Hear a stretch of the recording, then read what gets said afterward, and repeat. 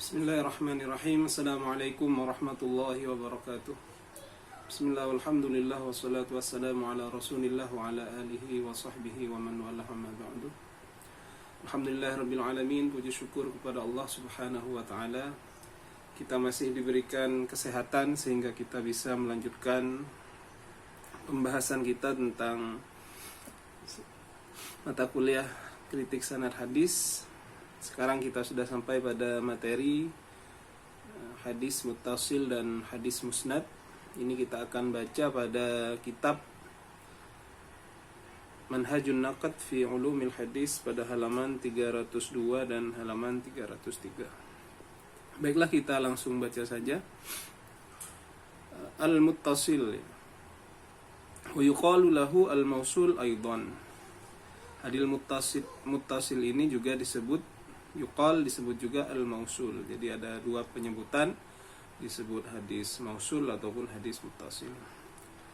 Wa arrafuhu bi annahu huwa alladhi sami'ahu kullu wahidin min ruwatihi mimman fawqahu hatta yantahi ila muntahahu sawa'un kana marfu'an aw mawqufan.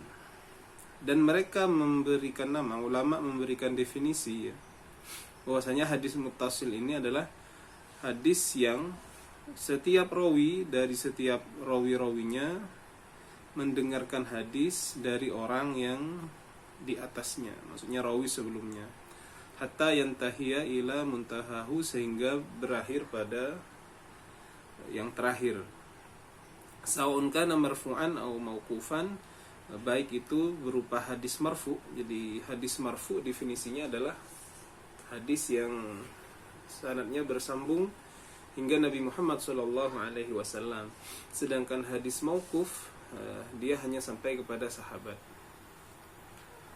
Jadi yang disebut hadis mausul atau muttasil ini, kalau dalam bab ini, baik itu sanadnya bersambung sampai Nabi ataupun sampai sahabat, itu dinamakan muttasil. Yang penting setiap rawi dari setiap rawi-rawinya itu mendapatkan hadis dari orang di atasnya secara langsung.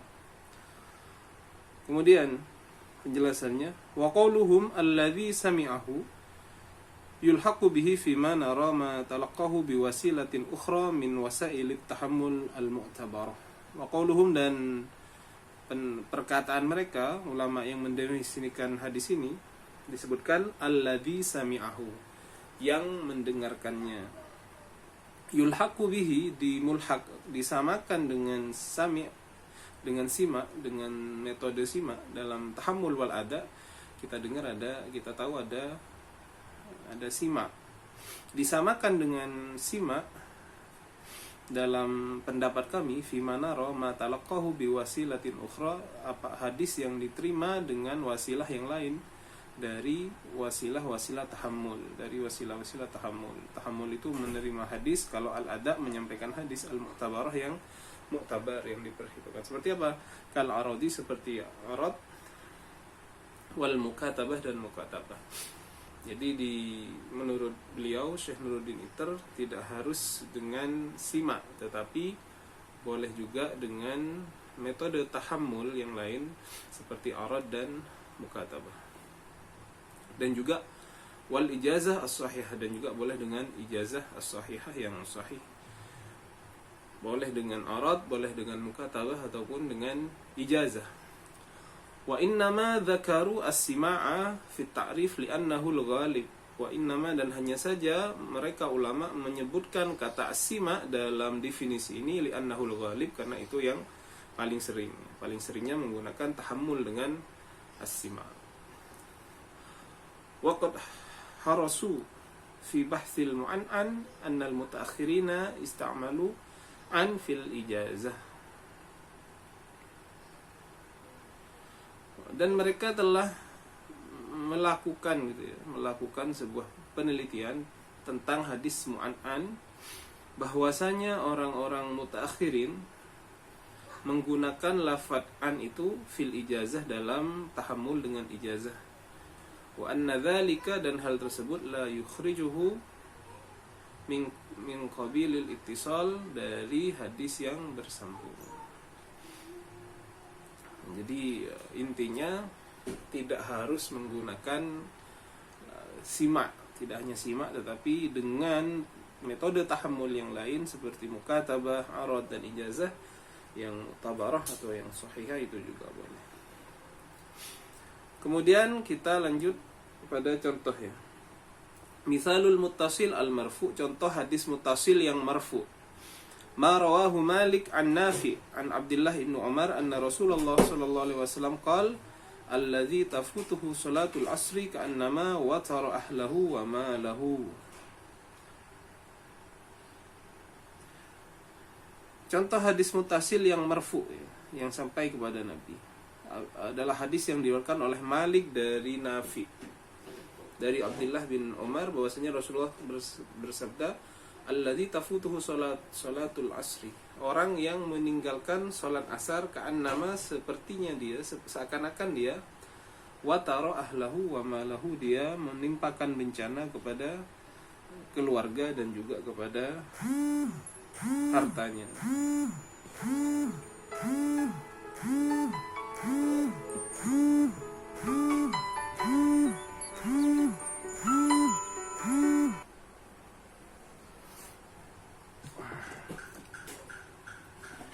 Baik, kita lanjutkan. Mohon maaf ada sedikit gangguan. Berikutnya contoh yang muttasil marfu, wa misalul muttasil mauquf, yang sekarang yang mauquf yang hanya sampai kepada sahabat sanadnya. Wa misalul muttasil mauquf, dan contoh hadis yang muttasil mauquf contohnya ma rawahu Malik aidan, yang diriwayatkan oleh Imam Malik juga dari Nafi annahu sami'a Abdullah ibnu Umar yaqul, dia mendengar Abdullah bin Umar berkata, man aslafa salafan fala yashtaritu illa qada'ahu, barang siapa yang meminjamkan uang maka dia tidak boleh mensyaratkan apapun kecuali hanya bagaimana dia menunaikan, membayar hutang tersebut. Ini dua contoh hadis yang muttasil, baik itu yang marfu yang sampai kepada Nabi sanadnya, ataupun yang mauquf yang hanya sampai kepada sahabat Nabi. Baik, selanjutnya fakullun minal hadisain muttasilun, maka masing-masing dari dua hadis tersebut muttasil adalah bersambung. Au mausulun, atau juga disebut mausul, karena nama lain dari hadis muttasil adalah seperti yang kita jelaskan tadi adalah hadis mausul. Lianna ruwatahu, karena sesungguhnya para perawinya sami'uhu min ba'dihimul ba'd ila muntahahu, karena para rawi-rawinya mendengar dari satu dengan yang lainnya sampai berakhirnya sanad tersebut. Artinya setiap rawi mendapatkan hadis tersebut dari orang sebelumnya sampai sanad yang terakhir. Baik itu baik yang muttasil marfu ataupun yang mauquf. Amal maktu, adapun yang disebut dengan hadis maktu, wa huwa ma udhifa ila tabi'i idza tasala sanaduhu, adalah hadis yang sampai sanadnya kepada seorang tabi'in apabila sanadnya bersambung. Fala khilafa fi annahu yadkhulu tahta hadan naw', maka tidak ada khilaf bahwasanya hadis maktu itu juga masuk dalam kategori hadis muttasil ini. Lakinnal jumhur qalu, tetapi jumhur berpendapat la yuqalu lahu mausul au muttasil mutlaqan, tidak boleh kita hanya menyebutkan dia hadis mausul atau muttasil mutlaqan secara mutlak. Bal yang bagi ay yukrina bima yumayyizuhu an sabiqaihi fayuqal hadza muttasilun ila Sa'id ibn al-Musayyab mathalan. Tidak boleh disebutkan dengan hadis mausul ataupun muttasil secara mutlak. Tidak boleh, harus diberi takkid, yaitu tambahan dengan sesuatu yang membedakan dia dengan dua hadis yang sebelumnya, dengan hadis muttasil marfu dan muttasil mauquf. Bagaimana? Fayuqal, maka disebutkan hadza muttasil, contohnya hadza muttasilun ila Sa'id ibn al-Musayyab, masalah ini hadis yang muttasil sampai Sa'id ibn al-Musayyab. Wajaza ba'dul ulama ayyutliqa alaihi mausul aw muttasil biduni ayyuqayyid bisyai' uswatan binau'ain as-sabiqain. Dan sebagian ulama membolehkan kita menyebutkan dia dengan hadis mausul atau muttasil saja, dengan tanpa ditakyid, diberi batasan, karena mengikuti dua contoh hadis yang di atas. Sebagai kenapa kalau hadis marfu dan mauquf tidak diberi takyid, maka disebutkan di sini sebagian ulama membolehkan tidak diberi takyid. Tidak harus disebutkan hadza muttasil ila Sa'id ibn al-Musayyab masalah seperti itu. Kemudian wa kana sirra fi ma dhahaba ilaihi al-jumhur anna alladhi yantahi ila at-tabi'i yasummunahu al-maqtu' wa huwa bidhahirihi al-lughawi diddul mausul fayumayyizuhu bi idafatihi ila at-tabi'i ri'ayatan lidzalika. Maka ini Syekh Nuruddin Ittir menjelaskan wa ka'anna sir, seakan-akan rahasia dari sesuatu yang disebutkan oleh jumhurul ulama hadis, bahwasanya hadis yang hanya sampai kepada tabi'in disebut maktu, hanya disebut maktu.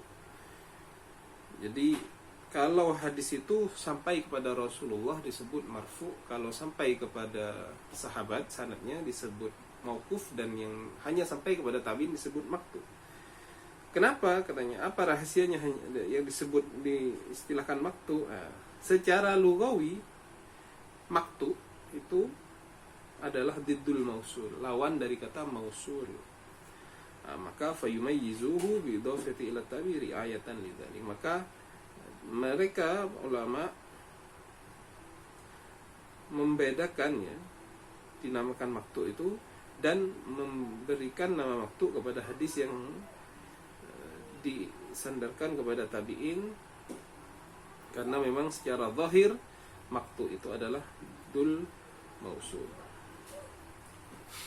Jadi intinya hadis muttasil ini adalah hadis yang mausul, atau hadis muttasil atau mausul adalah hadis yang sanadnya bersambung dari para rawi-rawinya, bersambung sampai Rasulullah, ataupun kepada sahabat, ataupun bersambung kepada tabi'in. Adapun definisi yang menggunakan lafadz sima itu, karena ini yang ghalib, boleh juga menggunakan metode tahammul yang lain selain sima, seperti arad, mukatabah, dan juga ijazah as-sahihah. Berikutnya hadis musnad. Al-hadisul musnad, ya, pada halaman 303 selesai pembahasan muttasil, kemudian hadis musnad. Al-hadisul musnad, hadis musnad, huwa ma ittasala sanaduhu marfu'an ila nabi, adalah hadis yang bersambung sanadnya marfu' sampai kepada Nabi Muhammad sallallahu alaihi wasallam. Fala yadkhulu al-mawquf wal maqtu' walau ittisala isnaduhuma, dan tidak masuk kepada hadis musnad. Apa itu yang enggak masuk? Hadis mauquf dan hadis maqtu', walau ittisala isnaduhuma, walaupun bersambung sanad keduanya. Walal munqati, hadis munqati juga enggak bisa dinamakan hadis musnad, walau kana marfu'an, ataupun walaupun hadis tersebut marfu sampai kepada Nabi Muhammad. Wa hadha huwal mu'tamad al-masyhur fi ta'rifil musnad, dan ini adalah definisi yang mu'tamad, yang masyhur ketika mendefinisikan hadis musnad. Qata'a bihil hakim wa iqtasara alaihi wa jazama bihi fil nukhbah. Bahkan al-Hakim, Imam al-Hakim mencukupkan dengan hadis ini, mencukupkan dengan definisi itu, dan menulisnya dalam kitabnya yang berjudul An-Nukhbah. Contohnya, ya, misaluhu, contohnya, hadisu tarku salatil asri fin naw'is sabiq, seperti hadis meninggalkannya orang terhadap salat asar pada contoh yang tadi. Man taraka salatal asri ka'annama wa tara ahlahu wa ma'lahu, yang tadi diriwayatkan oleh Imam Malik. Contohnya adalah itu.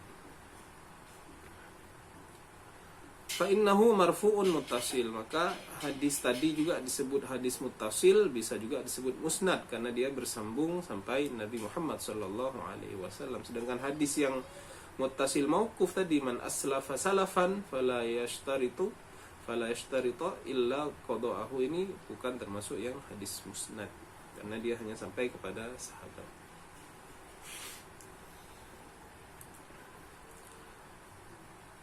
Lakinnya, tambahannya, lakin ba'dul muhaddisin lakin akan dari ba'dul muhaddisin, sebagian muhaddis, atlaqal musnad ala ghairi ma dzakarna, sebagian muhaddis menggunakan hadis musnad itu pada selain yang sudah kita sebutkan, bukan yang sanadnya bersambung kepada Rasulullah. Mimma yujibu at-tanbih alaihi, hal tersebut kita harus memberikan tanbih atau perhatian terhadap pendapat ulama yang tidak menamakan musnad dengan itu. Kalau yang dipakai oleh Syekh Nuruddin Itter dan jumhur ulama ya,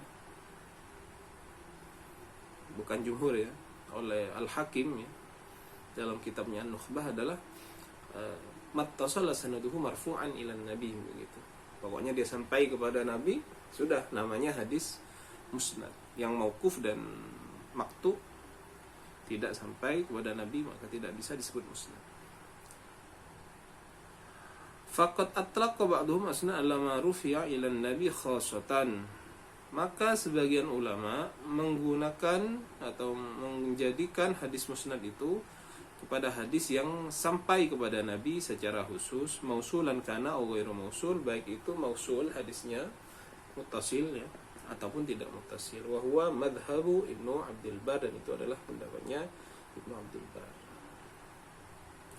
Jadi ada yang menggunakan istilah musnad ini, yang penting dia sampai kepada Nabi walaupun dalam sanadnya itu mausul ataupun tidak mausul, tidak muttasil. Wa minhu qaulud Daruqutni fi Sa'id ibnu Ubaid al-Thaqafi, laisa bil qawi yahdutsu bi ahadits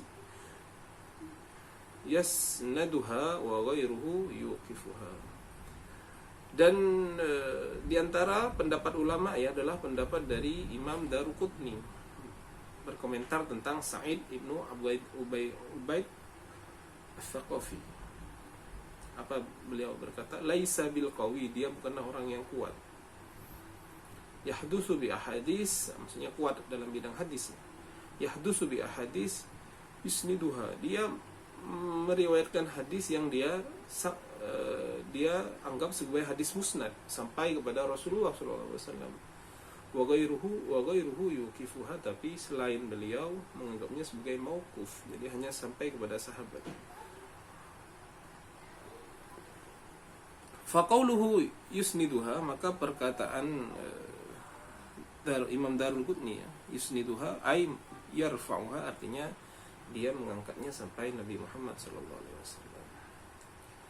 Ini sebagian masalah ya dalam istilah musnad ini. Tapi yang kita pegang tentunya tadi definisi yang pertama adalah hadis yang bersambung sanadnya sampai kepada Nabi. Adapun pendapat-pendapat ulama ini kita jadikan sebagai pengetahuan bahwasanya tidak ada sedikit ikhtilaf ataupun pendapat lain dalam memaknai hadis musnad ini. Waqad yutlaqul musnad ala ta'lif fi asanidil ahadits, dan kadang-kadang hadis musnad ini juga dipakai dalam ta'lif ya, dalam pembuatan sebuah kitab dalam sanad-sanad hadis. Mislu musnad asy-Syihab, seperti musnadnya Syihab, musnad Syihab, wa musnad al-Firdaus, dan musnad al-Firdaus ay asanid ahaditsihima, artinya adalah sanad-sanad hadis keduanya. Jadi dipakai juga istilah musnad ini untuk menamai sanad-sanad hadis seperti musnad Syihab dan juga musnad al-Firdaus.